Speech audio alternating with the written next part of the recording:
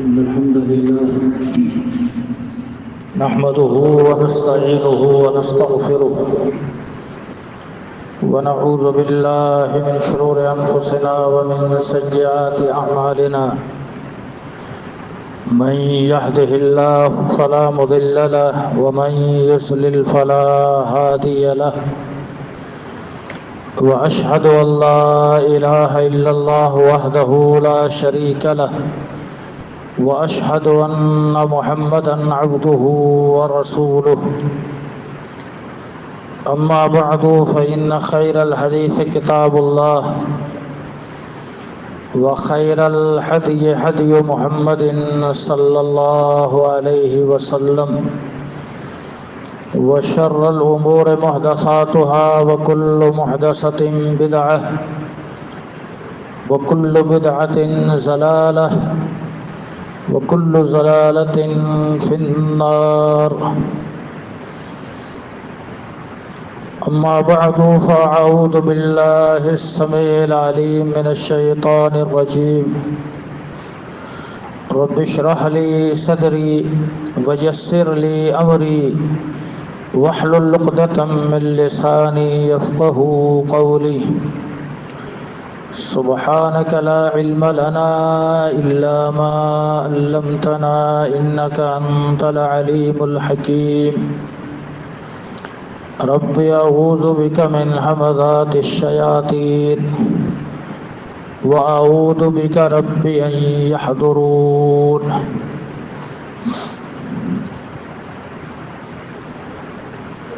الذين ينفقون في السراء والضراء والكاظمين الغيظ والعافين عن الناس والله يحب المحسنين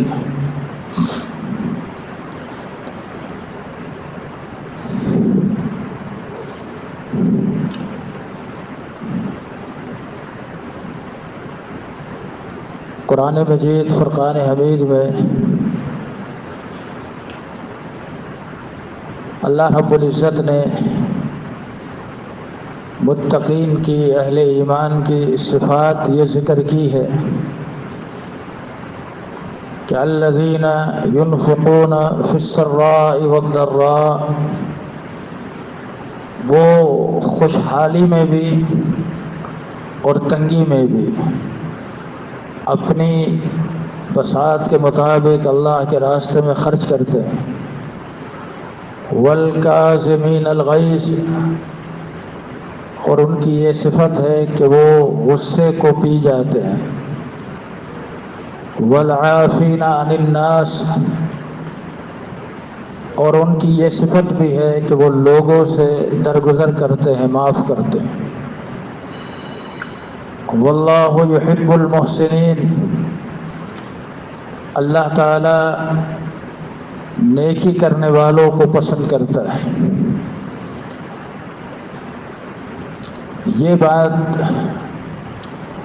ہمیں ہمیشہ ذہن میں رکھنی چاہیے کہ نیکی کرنے کے بعد اس نیکی کی جو حفاظت ہے یہ سب سے اہم کام ہے۔ نیکی کرنا اتنا مشکل نہیں ہے، اگر اللہ توفیق دے دے تو انسان نیکی کرتا ہے، لیکن یہ نیکی اس کی محفوظ ہو جائے، اس کی یہ نیکی ضائع نہ ہو اور کل قیامت کے دن اس کے کام آ جائے، یہ بہت بڑا معاملہ ہے۔ اس لیے نیکی کریں اور پھر اس نیکی کی حفاظت کریں۔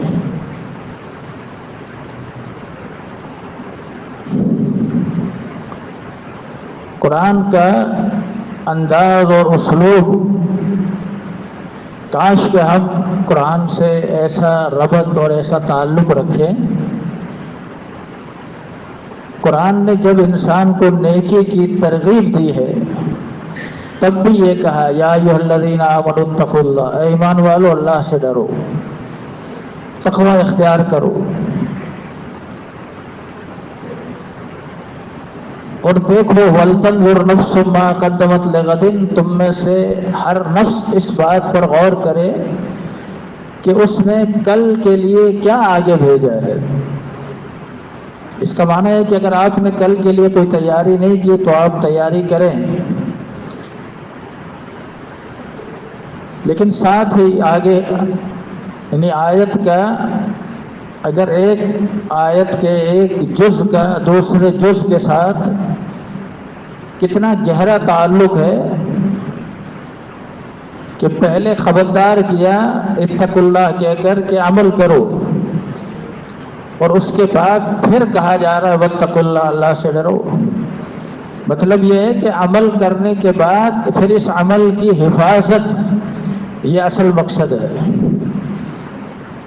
ایک انسان کے پاس اعمال نہ ہو،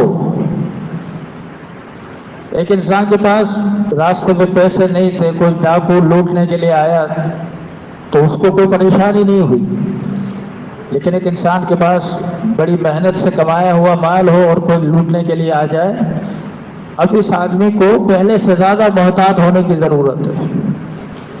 فرمایا واتقوا اللہ، اللہ سے ڈرو، اللہ تعالیٰ تمہارے ہر عمل سے باخبر ہے۔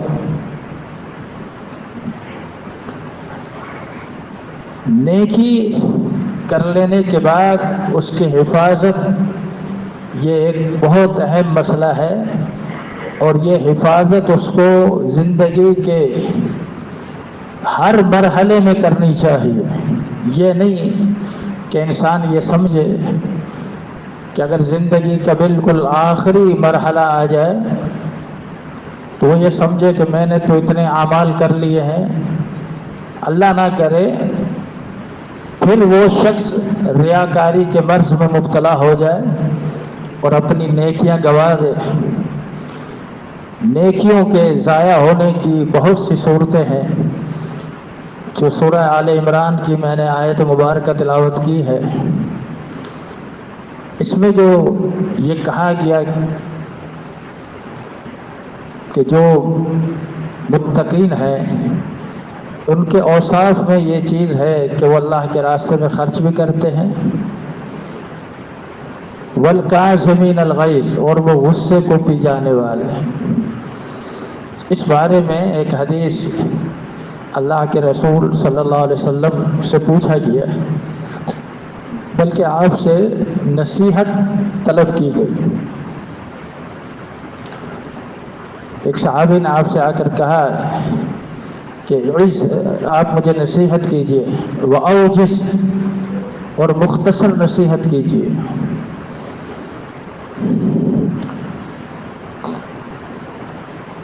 تو آپ نے اس سے یہی کہا کہ لا تغضب، تم غصے میں نہ آؤ۔ یعنی آپ نے اتنی مختصر نصیحت کی کہ اتنا اس کے وہم و گمان میں بھی نہیں تھا۔ اس لیے بعض روایت میں یہ الفاظ ہیں کہ اس نے آپ سے مزید کا تقاضا کیا، فردد ذلک مرارا، اس نے کئی دفعہ کہا کوئی نصیحت کیجیے اور کوئی نصیحت، اور آپ اس کو یہی کہتے رہے لا تغضب، تم غصے میں نہ ہو۔ غصہ ایک انسانی فطرت ہے، اور بعض دفعہ یہ انسانی غیرت کا ثبوت بھی ہے۔ اس لیے شریعت نے یہ نہیں کہا کہ مومن کو غصہ نہیں آتا، یہ نہیں کہا، لیکن یہ ضرور کہا کہ غصے میں انسان اپنے آپ پہ کنٹرول رکھے، اپنے آپے سے باہر نہ ہو جائے۔ غصے میں موجود شخص بہت کچھ اپنی زبان کا غلط استعمال کرتا ہے، اور یہ اس کے حق میں بہتر نہیں۔ اور بعض دفعہ غصے میں آنے والا شخص دل ہی دل میں کسی کے لیے برا بھلا کہہ رہا ہو تو، اور یہ دونوں چیزیں حقوق العباد کے اعتبار سے بہتر نہیں۔ اس لیے آپ نے لا تغضب فرما کر دیکھا جائے تو حقوق العباد کا پورا باب جو تھا اس کو محفوظ فرما دیا کہ کوئی شخص بھی کسی پر زیادتی نہ کرے، کیونکہ اسی غصے کے نتیجے کے اندر آپ دیکھیں گے کہ معاشرے کے اندر کیا کچھ نہیں ہوتا، اور وجہ اور سبب تھوڑا وقتی غصہ ہے جس پر وہ کنٹرول نہ کر سکے، اور پھر یہ عمر بھر کا پچھتاوا بن جاتا ہے۔ اس لیے اللہ کے رسول صلی اللہ علیہ وسلم نے ایک موقع پر صحابہ کرام سے یہ فرمایا کہ مجھے یہ بتاؤ من المفلس، مفلس کون ہے؟ مفلس اردو میں بھی استعمال ہوتا ہے جس کے پاس پیسے نہ ہو، کلاش ہو، جس کا سب کچھ ختم ہو جائے۔ صحابہ نے بھی یہی کہا من لا درہم لہ ولا متاع لہ، اللہ کے نبی جس کے پاس متاع نہ ہو، کوئی جائیداد نہ ہو، یا کسی کے پاس درہم و دینار نہ ہو، پیسے نہ ہو، آپ نے فرمایا ان المفلس من امتی من یاتی یوم القیامہ، میری امت کا مفلس انسان وہ ہے جو کل قیامت کے دن آئے گا۔ وہ کن چیزوں کے ساتھ آئے گا؟ اس نے نمازیں بھی نفلی زیادہ پڑھی ہوئی ہوں گی، روزے بھی نفلی رکھے ہوئے ہوں گے، صدقات بھی اللہ کے راستے میں کیے ہوں گے، لیکن اس کے ساتھ ساتھ آپ نے فرمایا قد شتم ھذا وضرب ھذا واکل مال ھذا، اس نے کسی کو تھپڑ مارا ہوگا، کسی کو گالی دی ہوگی، کسی کے پیسے دبا لیے ہوں گے۔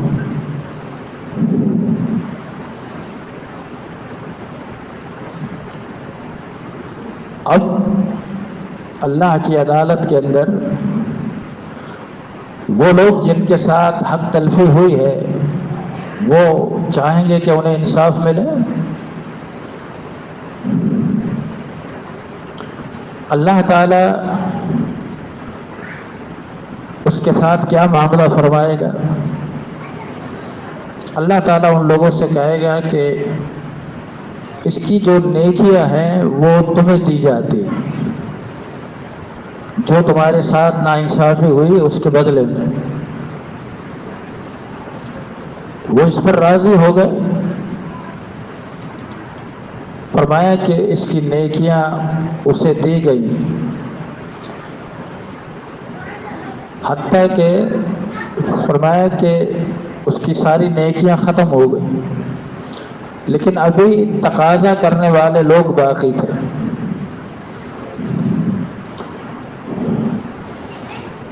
ایسا نہیں ہے، یہاں ذہن میں یہ بات آ سکتی ہے کہ اس کی اتنی نیکیاں ہوں اور چند ایک تقاضا کرنے والے ہوں اور نیکیاں ختم ہو جائیں۔ امام نسائی رحمۃ اللہ علیہ نے سنن نسائی میں کتاب الجہاد میں ایک حدیث نقل کی ہے جس میں صرف ایک شخص کا واقعہ ہے۔ فرمایا کہ جو ایسا مجاہد جو اللہ کے راستے میں جہاد کے لیے جا رہا تھا اور اس نے اپنے اہل و عیال کی نگرانی کسی کو سونپی کہ میرے بعد ان کا خیال کرنا،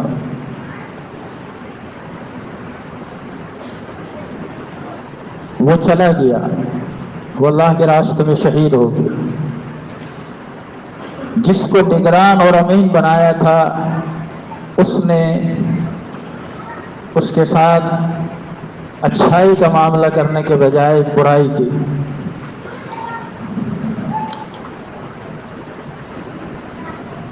حتیٰ کہ فرمایا کہ جب قیامت قائم ہوگی تو یہ مجاہد اللہ کے پاس آئے گا اور کہے گا یا اللہ میرے ساتھ یہ ظلم ہوا ہے. اللہ رب العزت اس موقع پر اس مجاہد سے فرمائے گا کہ ہاں آج تجھے ایک اختیار دیا جاتا ہے. اس آدمی کی نیکیاں بہت ہیں،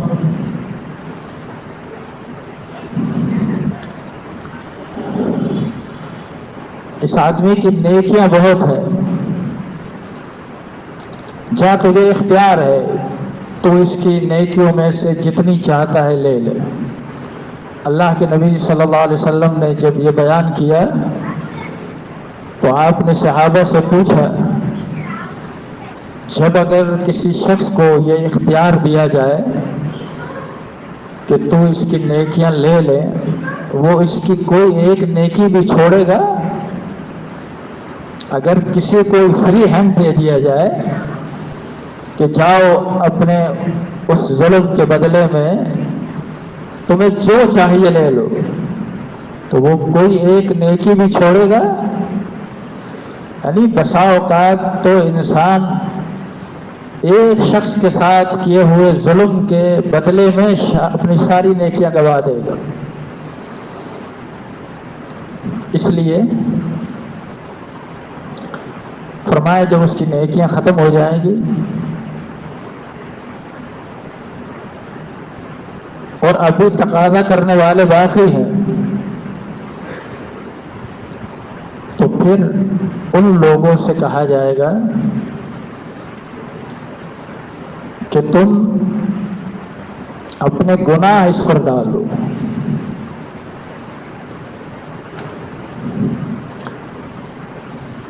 اب وہ شخص جو اتنی نیکیوں کے ساتھ آیا تھا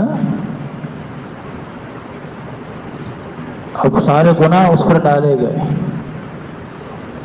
پھر آپ نے فرمایا ثم طرح فی النار، پھر اسے جہنم میں ڈال دیا جائے.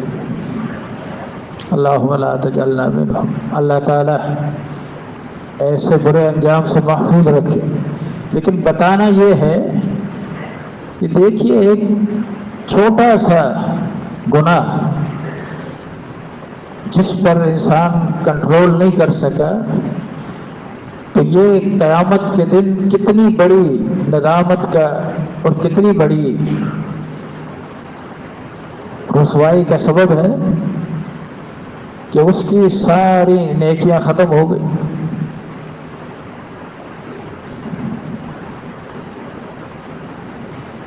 اسی لیے اللہ کے رسول صلی اللہ علیہ وسلم نے فرمایا کہ اذا غضب احدکم، جب تم میں سے کسی ایک کو غصہ آ جائے اور وہ کھڑا ہوا ہے تو اسے چاہیے وہ بیٹھ جائے، یعنی کنٹرول اس طرح کرے. اگر بیٹھا ہوا ہے تو لیٹ جائے.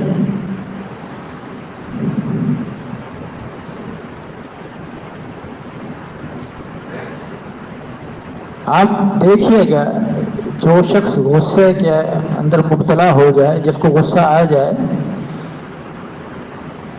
اس کی کنڈیشن یہ ہوگی کہ اگر وہ بیٹھا ہوا ہوگا نا تو کھڑا ہو جائے.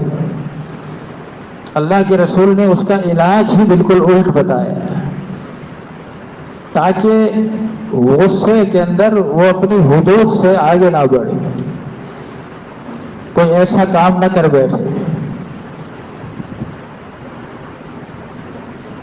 ایک شخص بہت زیادہ غصے میں تھا، صحیح بخاری کے اندر کتاب الادب میں ہے. اللہ کے نبی صلی اللہ علیہ وسلم نے ایک صحابی سے کہا کہ ایک ایسا کلمہ ہے اگر یہ اس کو کہہ لے تو اس کا غصہ ختم ہو جائے. کسی نے اس کو جا کر یہ بتایا تو اور غصے میں آ گئے. میں کوئی پاگل ہوں، میں کوئی مجنون ہوں، میں کوئی دیوانہ ہوں. بعض دفعہ لوگ غصے میں یعنی اس درجے پہنچ جاتے. اور ہمارے معاشرے کا آج کل حال یہ ہے معذرت کے ساتھ کہ اگر کوئی شخص جس کو غصہ آتا ہے اور وہ اپنے غصے پہ کنٹرول نہیں رکھتا بجائے اس کے کہ اسی کی عمر کے لوگ بعد میں اسے سمجھائیں کہ یہ آپ کی زیادتی ہے، یہ آپ کی غلطی ہے، آپ کو ایسا نہیں کرنا چاہیے. ہمارے یہاں ماحول یہ ہے کہ ہم اس شخص کو جس پر وہ غصے ہو رہا ہے اس کو کہتے ہیں آپ کو تو پتہ ہے نا ان کا دماغ ایسا ہے، آپ کو تو پتہ ہے نا ان کا غصہ بڑا تیز ہے. یعنی آپ غصہ کرنے والے کی حوصلہ افزائی کرتے ہیں. اللہ کے نبی صلی اللہ علیہ وسلم ابو ذر رضی اللہ تعالیٰ عنہ کے پاس سے گزرے. ابو ذر رضی اللہ تعالیٰ عنہ نے اپنے غلام سے یہ کہا تھا، او کالی کے بیٹے. ان کا جو غلام تھا ان کی والدہ کا رنگ کالا تھا، سیاہ تھا. اب اس میں اس غلام کا کیا قصور ہے؟ نہ اس کی ماں کا کوئی قصور ہے. آپ گزرے تو آپ نے فرمایا اعیرتہ بامہ، تم نے اس کو اس کی ماں سے آر دی. پھر اس موقع پر آپ نے فرمایا ان فیک، تیرے اندر آج بھی ایک جہالت کی عادت موجود ہے. آپ نے ابو ذر کو ڈانٹا، اس غلام کو نہیں کہا ٹھیک ہے وہ تمہارا مالک ہے، وہ غصے میں ہے، وہ ایسا کہہ دے تو برداشت کر لیا کرو. نہیں، فرمایا یہ روایت صحیح بخاری میں پہلی جلد میں کتاب الایمان میں بھی ہے، اور یہی روایت صحیح بخاری میں دوسری جلد میں کتاب الادب میں بھی ہے. کتاب الادب میں یہ روایت کچھ طویل ہے. اس میں ابو ذر اللہ کے نبی سے یہ کہتے ہیں اللہ کے نبی انی صاببت، اللہ کے نبی میں تو اب بوڑھا ہو گیا ہوں، میرے اندر ابھی بھی جہالت ہے. یعنی اتنے سال میں اسلام میں رہا ہوں، دین میں رہا ہوں، پریکٹس والے دین میں رہا ہوں، عملی طور پر دین کو اپناتا رہا ہوں، اب بھی میرے اندر جہالت ہے. فرمایا ہاں اب بھی تمہارے اندر جہالت ہے. پھر فرمایا کہ یہ جو تمہارے غلام ہیں، نوکر ہیں، اگر اللہ نے ان کو تمہارے ماتحت کر دیا ہے تو ایسا نہ کرو، جیسے تم کھاتے ہو ان کو بھی کھلاؤ، جیسے پہنتے ہو ان کو پہناؤ. پھر جیسا لباس انہوں نے پہنا تھا ویسا ان کو پہنایا، اپنے ساتھ بٹھایا، اور یہ بات ذہن نشین کر لی کہ بھلے وہ میرے ماتحت ہے، میرا غلام ہے، لیکن بہرحال اس کی عزت نفس ہے، اس کے ساتھ کوئی ایسا معاملہ نہ ہو جس سے کل قیامت کے دن پکڑ میں آئے.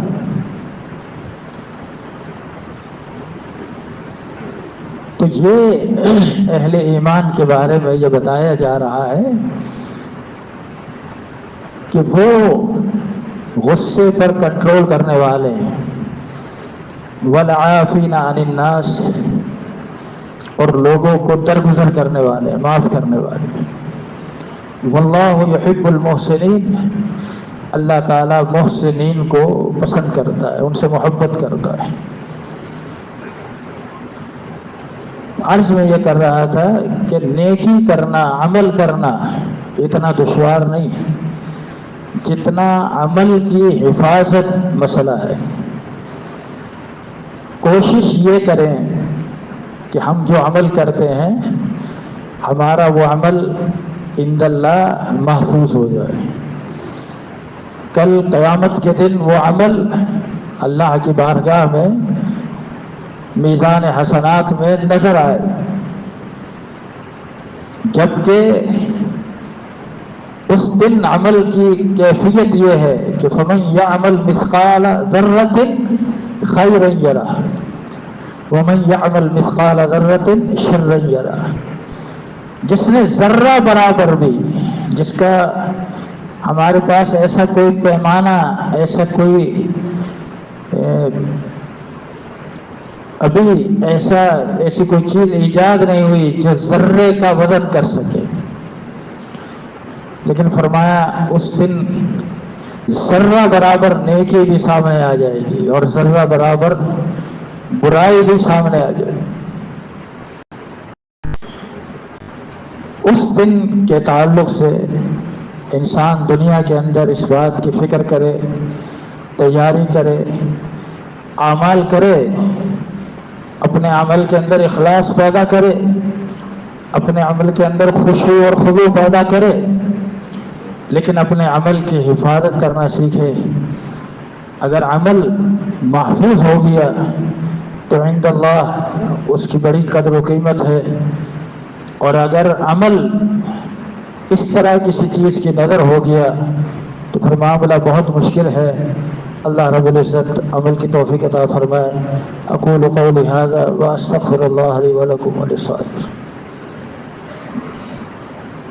اللهم انا نسألك